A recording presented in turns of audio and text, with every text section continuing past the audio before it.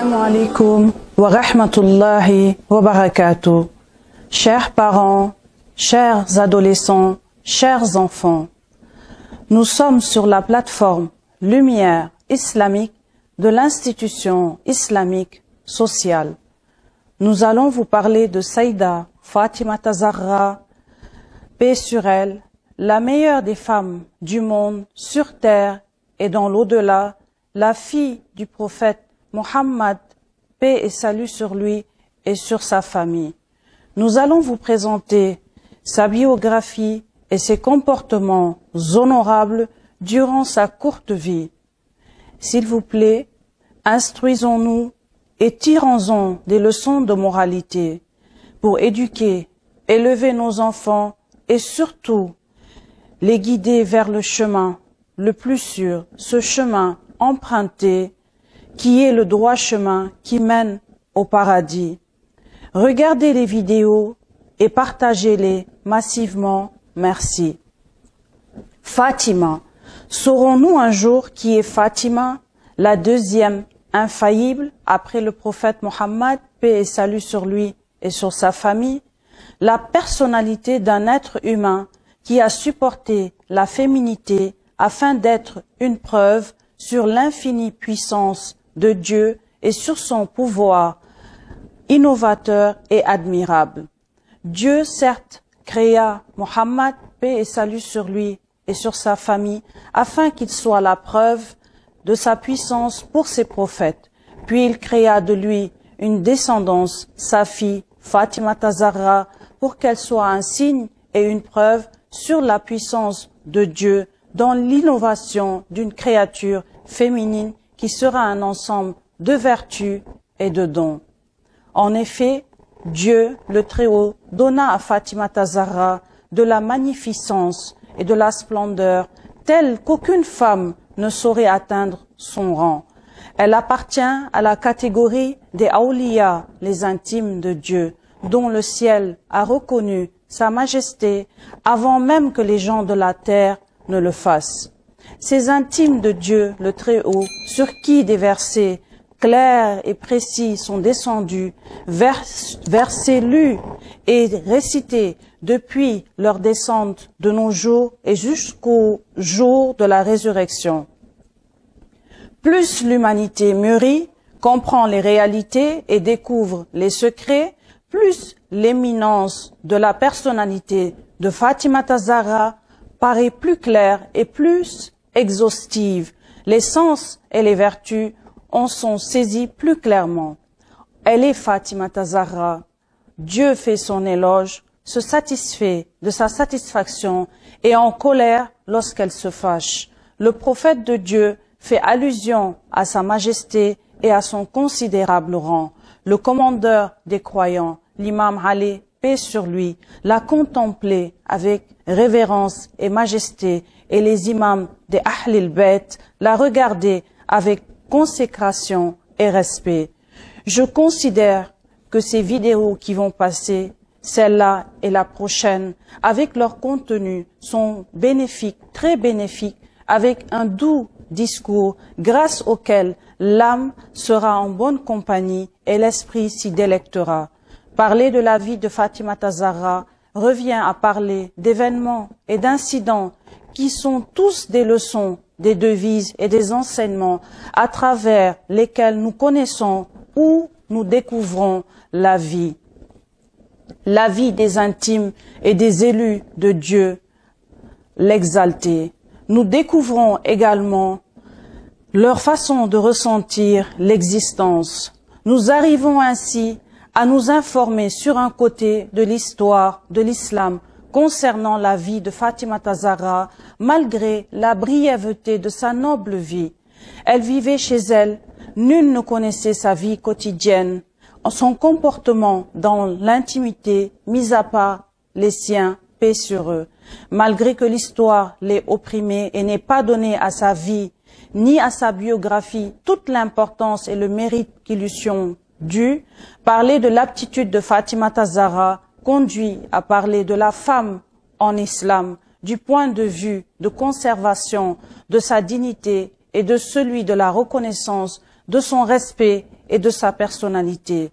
Cela conduit également de parler de la femme en tant que jeune fille dans la maison paternelle, qu'épouse, mère et éducatrice sur le toit du foyer conjugal. Nous n'omettrons pas ici de parler de la femme en islam comme étant un être humain pour qui il est permis de travailler sur le plan social, mais dans un cadre religieux, mais surtout chaste. Il est établi depuis longtemps que les caractéristiques des parents se transmettent et se fixent chez leurs enfants depuis sa naissance, sa formation dans l'utérus maternel jusqu'à la naissance.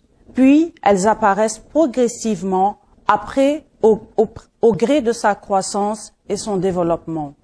L'allaitement lui-même influe de manière extraordinaire et étonnante sur les caractéristiques du bébé. Revenons à la biographie des parents de Fatimata Zahra pour que nous saisissions clairement quelques aspects de sa majesté et de la grandeur qui ont entouré Fatimata Zahra du point de vue héréditaire. Son père, le maître des prophètes, Mohammed, paix et salut sur lui et sur sa famille, le maître des messagers, Mohammed, fils d'Abdallah, est certes la plus pure et plus honorable créature de Dieu. Pour lui, Dieu le sublime créa toutes choses. Il n'existe point de vertu, de noblesse dans l'univers qui ne soit en grande partie présente chez notre bien-aimé Mohammed, paix et salut sur lui et sur sa famille. Quant à Khadija, sa femme, appartenait à une noble famille. Du point de vue conjugal, Khadija mit tout son capital à disposition de son époux, le prophète, afin qu'il en dispose à sa convenance. Ces capitaux ont permis de raffermir de manière prépondérante l'islam qui était à l'aube de sa formation. Dieu, le Très-Haut, destina les capitaux de Khadija, paix sur elle, à l'islam, et le but était effectivement atteint. Le prophète, paix et salut sur lui et sur sa famille, dit « Nul capital ne m'a autant servi que celui de Khadija. Aider à payer les dettes des pauvres, aider les nécessiteux parmi les compagnons et autres, et en donner aux musulmans qui faisaient l'hégire. » Ainsi, nous comprenons mieux le hadith de notre prophète qui disait « La religion n'a pu se maintenir et résister que grâce à l'épée de Ali, l'imam Ali, paix sur lui, et aussi grâce aux capitaux de Khadija, paix sur elle. » Le prophète Mohammed, que la paix soit sur lui et sur sa famille, Marie était la dame des femmes de son époque, mais il dit, mais ma fille Fatima est la dame de toutes les femmes du monde, de la première à la dernière. Dans ce hadith, Fatima se présente par le prophète, paix et salut sur lui et sur sa famille, au nom de la dame de toutes les femmes, car elle a eu une situation très élevée vers Dieu et son messager. Et aussi, on peut regarder signer à la question de Mubahilat, lorsque les chrétiens ont demandé du noble prophète de faire le Mubahila, le prophète a pris Fatima au nom d'une féminin.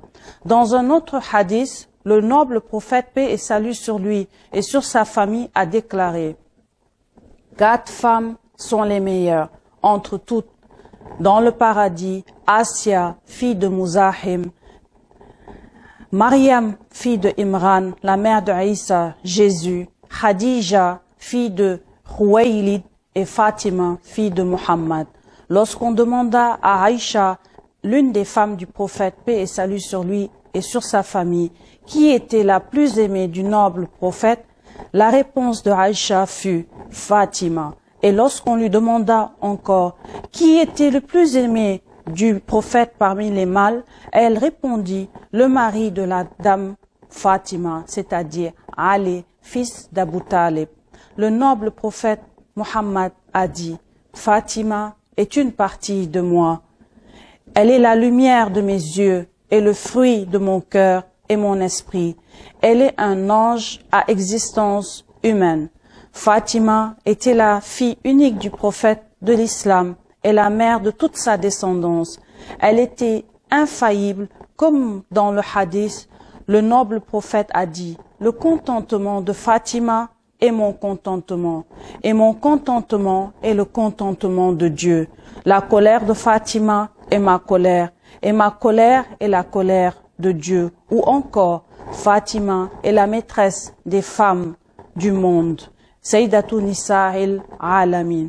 Parmi les femmes, certaines ont atteint ce rang de l'infaillibilité, comme le Coran le confirme concernant Sayyidah Maryam et Fatima.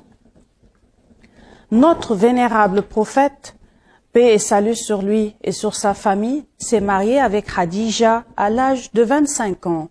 Elle en avait 40 ans. L'heureux et béni mariage eut lieu dans d'excellentes circonstances. Le prophète, paix et salut sur lui, alla vivre dans la maison de Khadija, qui irradia les plus beaux jours de sa vie, ayant réalisé son rêve le plus cher. Il eut ensemble des enfants, garçons morts en bas âge, et 4 filles, Zainab, Kulthum, Ruqayya et Fatima Zahra, qui était la plus jeune et dont le destin et le rang sont les plus illustres et les plus sublimes. Cette femme Khadija qui mit au monde Fatima Zahra et qui la nourrit d'un lait mélangé par ses dons et ses vertus. Restez concentrés avec moi. L'alimentation influe particulièrement sur l'esprit de l'âme de l'être humain. Certains aliments adoucissent le cœur et apaisent les nerfs, et d'autres aliments, par contre, ont un effet inverse. La nourriture licite, halal et pure influe de manière bénéfique sur l'esprit et sur l'âme de l'être humain. Contrairement à la nourriture impure, illicite, haram, impure telle que l'alcool, la nourriture volée, etc., influe sur l'esprit de l'âme de l'être humain. Cette influence demeure la même pour l'embryon, issu de la nourriture, licite ou illicite, pure ou impure. Nous en tirons d'après même un hadith, avant même la conception de Fatima, le prophète a donné à plus d'adoration de son Seigneur, afin que sa spiritualité s'élève et augmente au contact du monde céleste. Le prophète s'étant éloigné quelque temps de Khadija par ordre de Dieu, le prophète s'adonnant aux prières et encore plus d'adoration, jeûnant avec une nourriture céleste et pure, ce qui influença l'œuf fécondé, vu sa délicatesse et sa grâce. La semence formée d'une nourriture céleste, délicate, qui ressemble à aucune nourriture matérielle. L'imam Reda, paix sur lui, dit, le prophète, paix et salut sur lui et sur sa famille, dit, lorsque je fis l'ascension, Gabriel me prit par la main et me fit entrer dans le paradis. Il me donna de ces douceurs, dattes, que j'ai mangées et qui se transformèrent en un œuf dans mon dos. Lorsqu'il descendit de l'ascension à son retour et en contact de Khadija, qui par la suite fut enceinte de Fatima. Fatima est une houri humaine. Chaque fois que l'odeur du paradis me manquait, je sentais le parfum de ma fille Fatima. L'imam Bakr, paix et salut sur lui, dit, on demanda au prophète de Dieu, Muhammad, paix et salut sur lui et sur sa famille. Tu embrasses Fatima, tu ne te sépares pas d'elle et tu l'approches de toi. Tu fais avec elle ce que tu ne fais avec aucune autre de tes filles. Le prophète répondit, Gabriel vint me voir avec une pomme du paradis. Je l'ai mangée. Elle se transforma en eau dans mon dos. Lorsque je suis allé à Khadija, elle fut enceinte de Fatima.